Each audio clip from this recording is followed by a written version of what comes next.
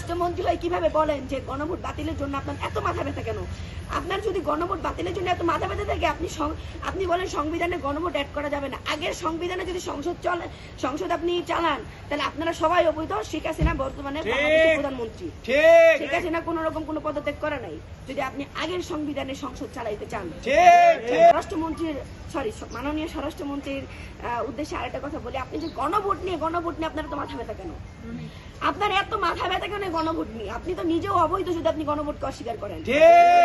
কেন আপনার ওই সিঙ্গার আপনি আপনার ওই যে আসনটা ছেড়ে দিয়ে আপনি বাইরে এসে মিডিয়াকে বলেন না যে গণভোট এটা অবৈধ? আপনি কেন সংসদে বসে বলতেছেন যে গণভোট, আপনি গণভোট বাতিল করার জন্য দেখতেছি সংসদ যেদিন থেকে শুরু হয়েছে সেদিন থেকে এই স্বরাষ্ট্রমন্ত্রীর সমস্যা, এই গণভোট নিয়ে এতই সমস্যা এই স্বরাষ্ট্রমন্ত্রীর। মনে হয় যে ওনার যে এতই চুলকানি হইতেছে, মানে চুলকানির মতো উনি ওষুধ পাচ্ছে না, ওনার হচ্ছে মানে মলম দিয়েও কাজ হবে না। ওনার খালি এই গণভোট নিয়ে ওনার এতই মাথা ব্যথা, 70% থেকে 80% থেকে 70% হয়, 70% থেকে 69% হয়, উনি শুধু কমাচ্ছে। আর আপনি কি দেখতেছেন না যে আপনার প্রধানমন্ত্রী আপনার পাশে বসে, যেখানে উনি নিজের মুখে বলছে এই নির্বাচনের সময় যে আপনারা 2টা ভোট দিবেন, এক গণভোট, এক হচ্ছে জাতীয় নির্বাচনে আপনারা যাকে এমপি হিসেবে নির্বাচন করতে চান।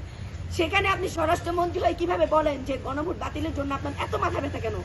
আপনার যদি গণভোট বাতিলের জন্য এত মাথা ব্যথা থাকে, আপনি বলেন সংবিধানে গণভোট অ্যাড করা যাবে না। আগের সংবিধানে যদি সংসদ আপনি চালান, তাহলে আপনারা সবাই অবৈধ। শেখ হাসিনা বর্তমানে বাংলাদেশের প্রধানমন্ত্রী। শেখ হাসিনা কোন রকম কোনো পদত্যাগ করে নাই। যদি আপনি আগের সংবিধানে সংসদ চালাইতে চান,